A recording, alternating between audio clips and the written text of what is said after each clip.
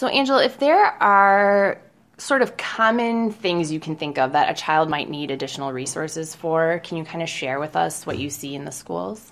Sure. We have kids that have disabilities in the schools, and legally, schools recognize about 8 different categories of disabilities that we provide service for. And those can include disabilities involving vision and hearing impairments, learning disabilities, intellectual disabilities, developmental delays, speech and language impairments, autism, orthopedic impairments, other health impairments, traumatic brain injury. So those are the federally recognized categories of disabilities that schools are required to service. And then we see other kids that just have other needs too that maybe don't fit neatly into any of those categories. Sure. So let's say I have a child with autism. What would be the threshold for the school to be able to provide services?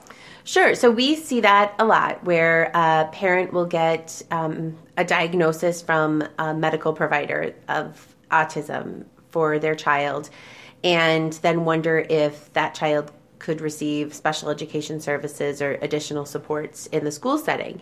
So one important thing to remember is if a student has a diagnosis outside of school, it really has to have an educational impact for the school to provide service for that. So we have a lot of kids that have a diagnosis of autism, and they are able, though, to do well in the classroom or achieve at grade level. They don't have any significant social impairments that are interfering with their ability to get benefit from their education. And in those cases, while they meet that diagnostic criteria outside of school, we would not necessarily provide any special education services for them inside of school.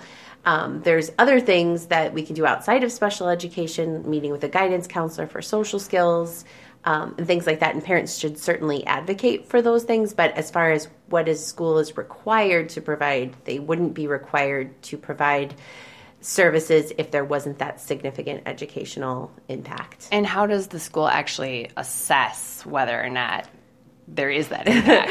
It's a difficult thing to assess. So if following the example of autism, we would look to see, is there an impairment? We use observations and checklists and behavior rating scales. Is there enough of an impairment where it's impeding the student's progress in school, either academically or if there's a significant difficulty socially that it's impacting kind of personal adjustment and classroom adjustment. So maybe they do okay academically, but playground time is utterly miserable and they're having trouble starting conversations with their peers or interacting with their peers, then that we would consider that a significant educational impact as well. Okay. So what resources within a school should a parent even think to be advocating for?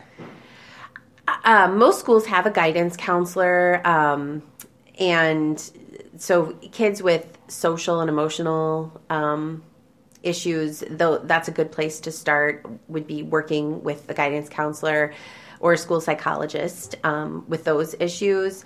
If there's significant learning issues, every school is a little bit different with how many supports they have in place.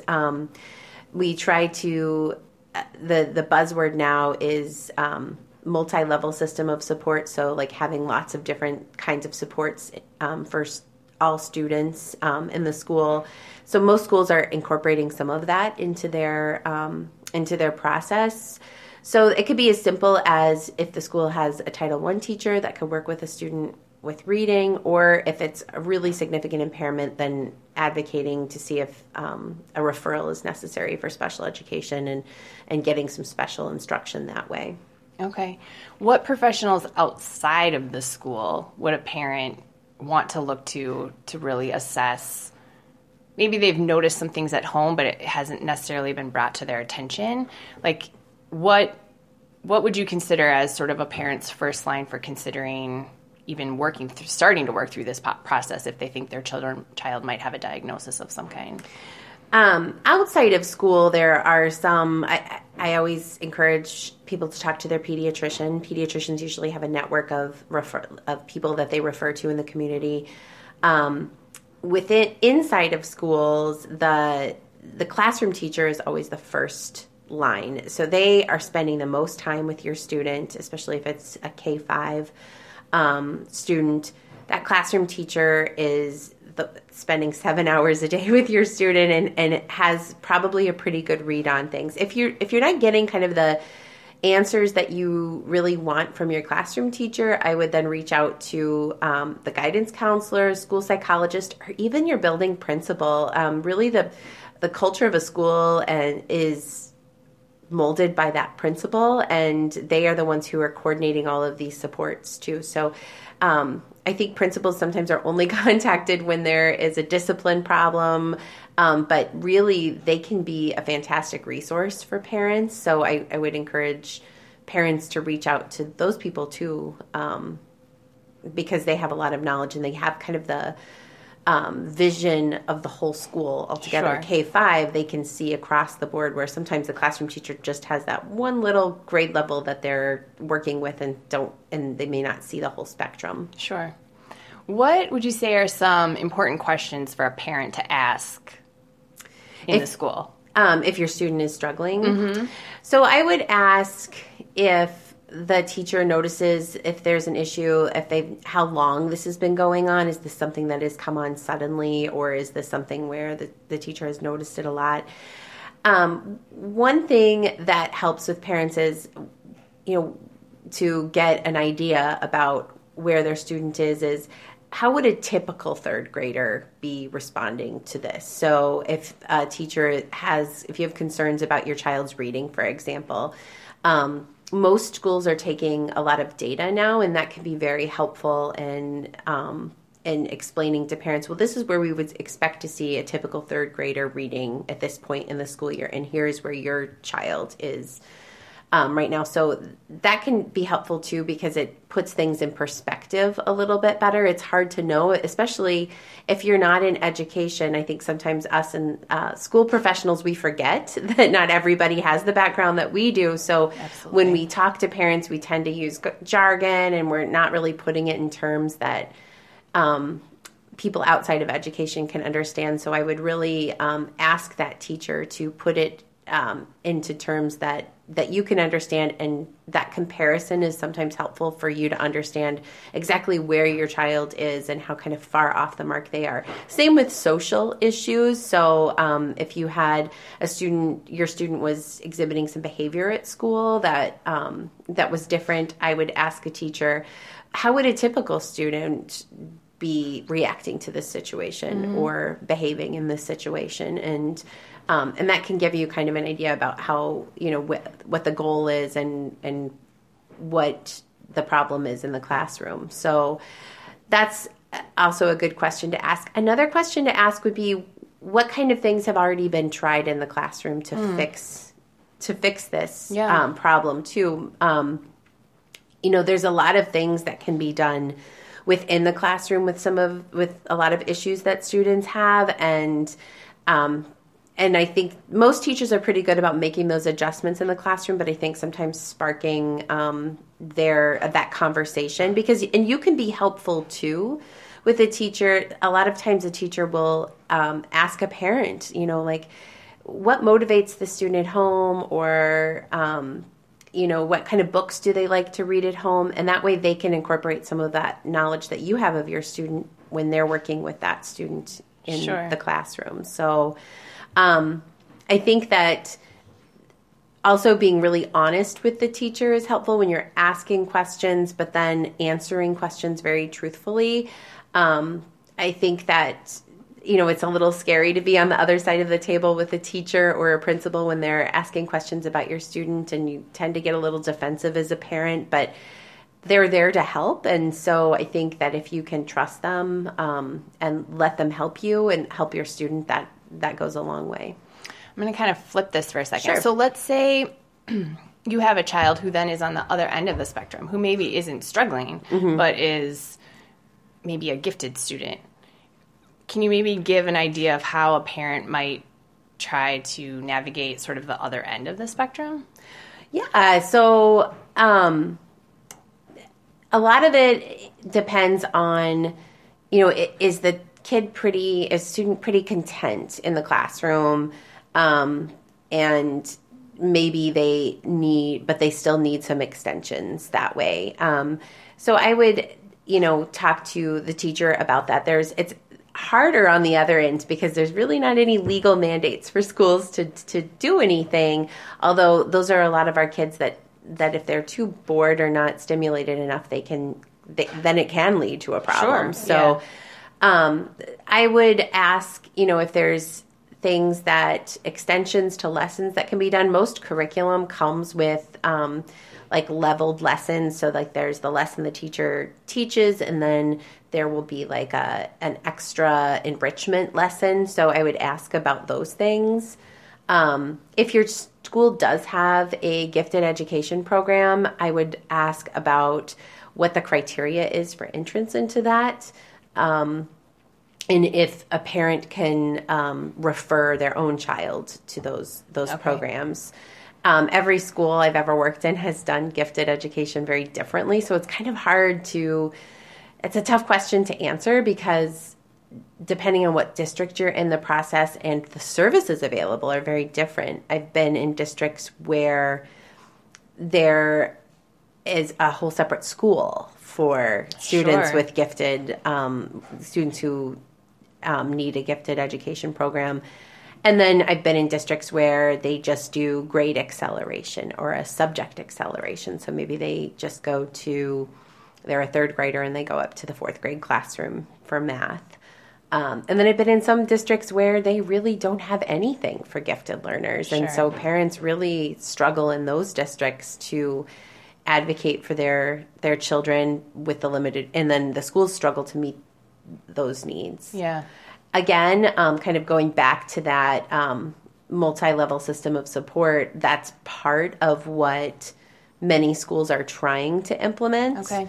So you'll hear that talked about. Sometimes they call it RTI, or response to intervention, where they have a block of time set throughout the day where kids who need an extra boost in a certain area are getting that. And then sometimes kids who need an extra extension or enrichment are getting that at their time. And I've heard that time called many different things. Some districts call it an RTI block or discovery block or target time or something like that. But I think most public school districts are moving in that direction. So hopefully that's a nice place to provide those services. Yeah. Okay, so let's say I feel like my child could really benefit from services. Yes. And I might think they need their own aid. They might, need special transportation. I mean, the list could go on and on. But what are the limitations of the school? Because it can't be everything for every student. There's no way. Yes.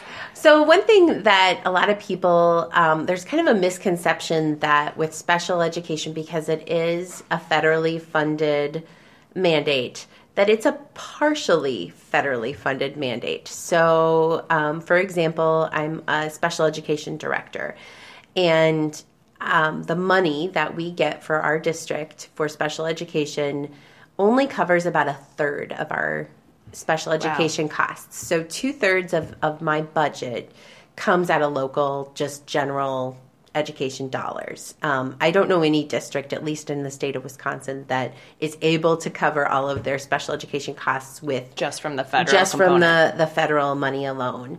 Another misconception is that for every student who is labeled as special education, that you get money for that student. So the more special education students you have, the more money you get. Oh, sure. And that's actually not true either. Each district gets a flat rate, kind of based on a formula that was created, I believe, in the 1990s. So in the state of Wisconsin, anyway, the money I get in my district for special education, it doesn't matter if I have 3 special education students or 300, I get the same amount of money. So that's another important thing to remember. I've heard, some people say, well, they want to label my students special education because the district will get more money that way. And that's actually not true at all. If you have a student that is very high cost to educate, so we're talking like maybe a student that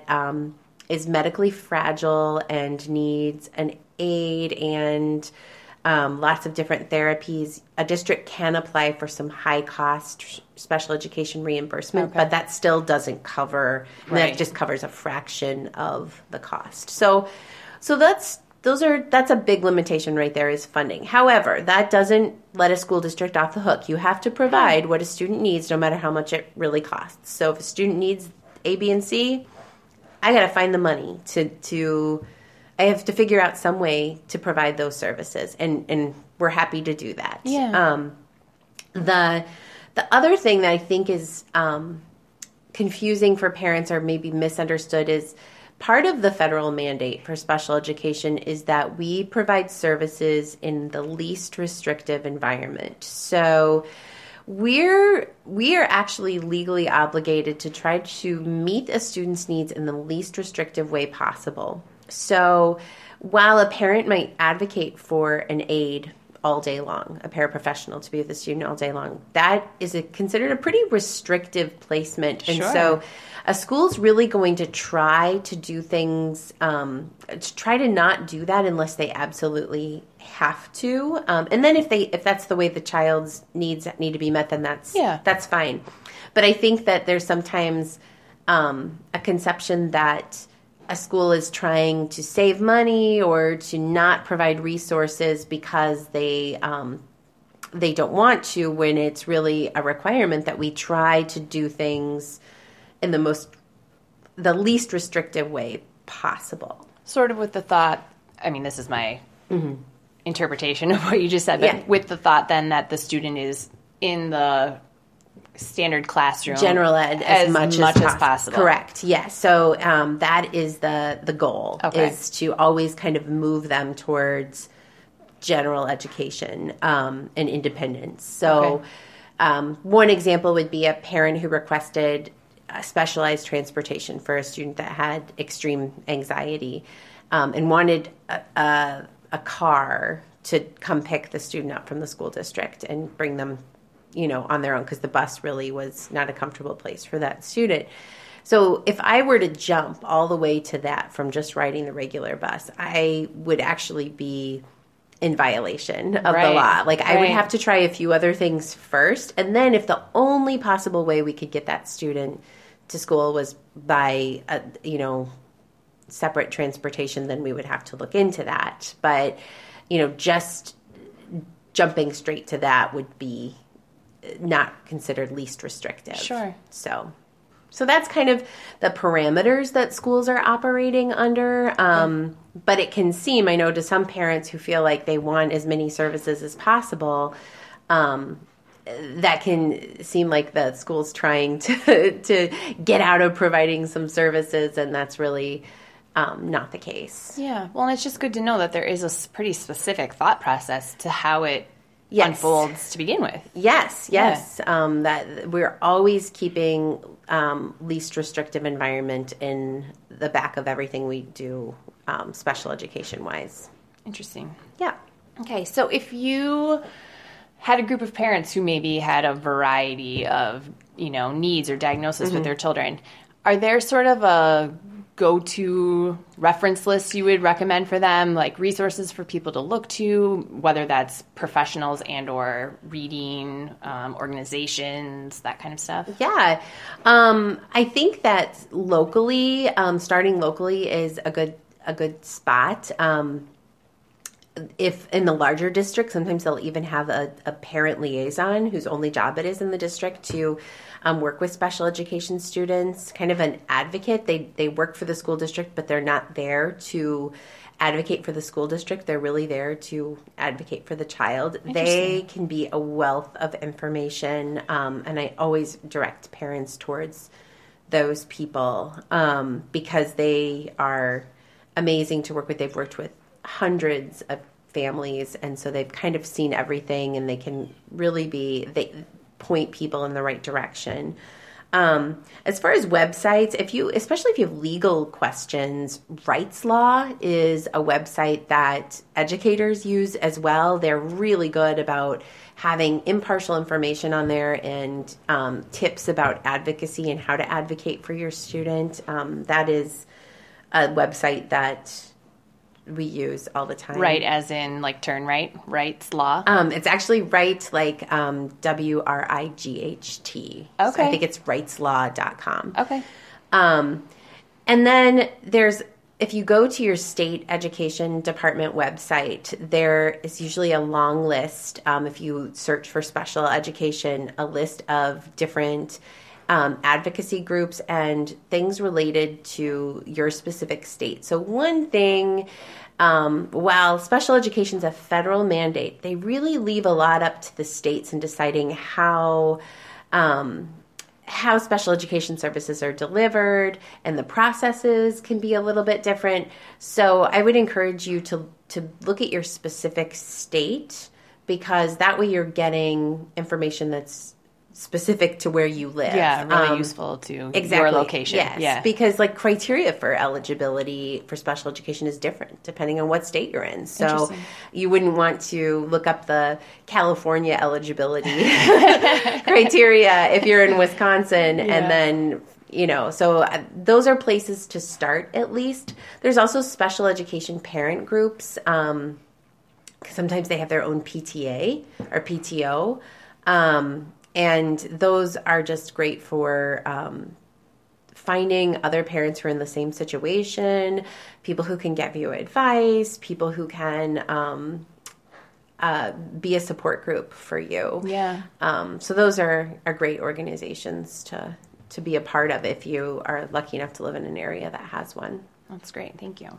Mm-hmm. Okay, so just any ballpark. You pick the situation, but kind of give me a start to finish of how, like, you start with my kiddos here. Yeah. How do I get from point A, I recognize something might be kind of not what I'm thinking, down to we're functioning in the school with resources that are appropriate? Okay. So again, at first I always say classroom teacher. That's the first place to start. So ask the classroom teacher, what do you see? I'm really worried. If you kind of feel like you're being, this is not a real technical term, poo-pooed by the classroom teacher, which happens. Sometimes they're overwhelmed, or I love teachers, but sometimes there's teachers who just aren't really great at recognizing kids' needs. Sure. They have a different skill set. Exactly. Yeah. And so if you really feel like, gosh, I'm not getting anywhere with this, then I would reach out to the principal, literacy coach in the school psychologist, guidance counselor. Those are all people that would be, if you feel like you're hitting a dead end with the classroom teacher. I know that most schools have some sort of problem-solving team or problem-solving process, so you could refer your own child to that problem-solving team.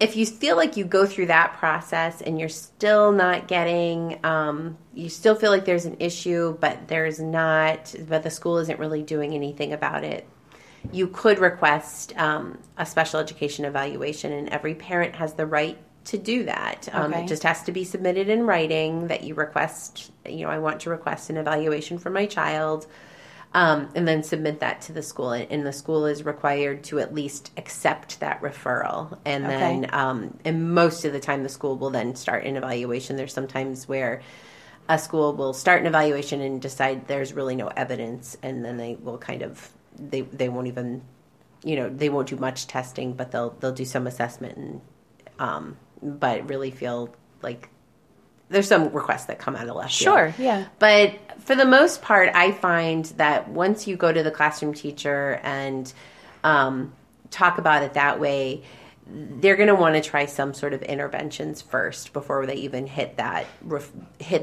formal special education evaluation. Okay. So depending on what that issue could be. So let's say that you have a student that you really feel like the reading is just not coming along. That reading is the number one reason students are referred for interesting. For problems. So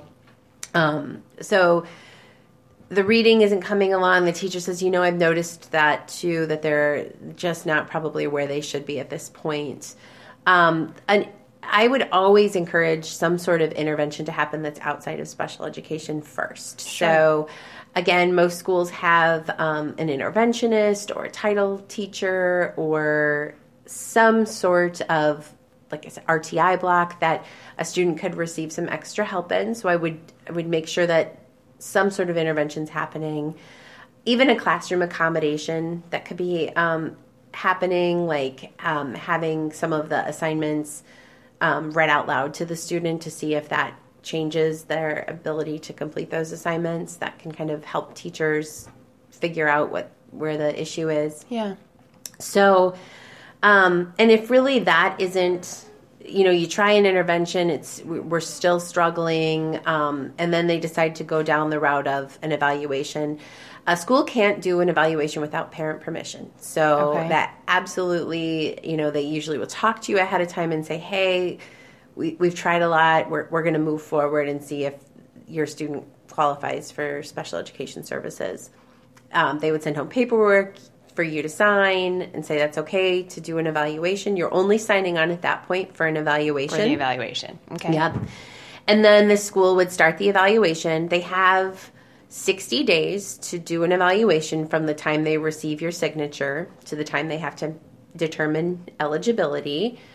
So they would do the evaluation depending on what the issue was. So for reading, what would probably happen there would be they would do some testing with reading. Usually they're individually administered tests. For example, when I do an evaluation, I'm looking at a learning disability in reading. I'm giving a academic achievement test and then another diagnostic reading test as well, so I can really see what's going on. And sometimes even informal measures, I'm looking at trying to figure out where the issue is happening with reading. Because part of the evaluation, you're doing it to determine eligibility. But you're also doing it to determine what the student needs. What do we need to do? The plans eligibility is part of this, but yeah, what can we do to help this student? And so once those results come in, schedule a meeting with the parent and go over the results and determine if the student meets the criteria for special education. If the student would meet criteria and the team decides that the student requires special education instruction, then a parent would sign again, and they're again only the parent can sign off and say, yes, I want my student to receive this. So there's sometimes we get through the process and the parent's like, I'm not ready for this. I don't want this right now. And that's completely their choice. Sure. And a school shouldn't pressure or a parent to sign off on that.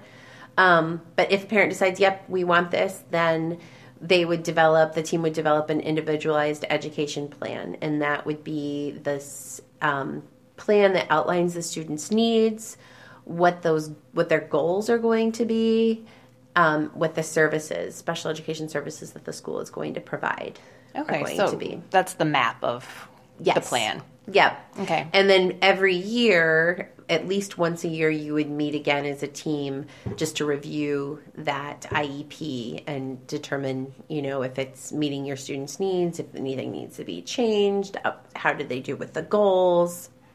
And then every 3 years, there would be a reevaluation just to check in, see if the student still meets eligibility criteria, if there's update the testing, see what else could be done. So that's kind of a very short version of a very complicated process sometimes, but that's the way it happens most of the time. Okay. Yep. This has been so helpful. Yeah. And so insightful because, our kids spend all this time in school, but we are not there with them. Yes. And it's hard to really understand the inner workings of what's going on in the school. Well, and I would say also just having open communication with the school is so important in that relationship. Schools, some schools are really good at building relationships with parents and kids, and some schools aren't as great. That's just not their culture. So you always just pray that your kids in a school, that they have the culture where they're going to be open and honest and have really good communication. If you find yourself in one of those schools that isn't, that can be a really tough place to be in.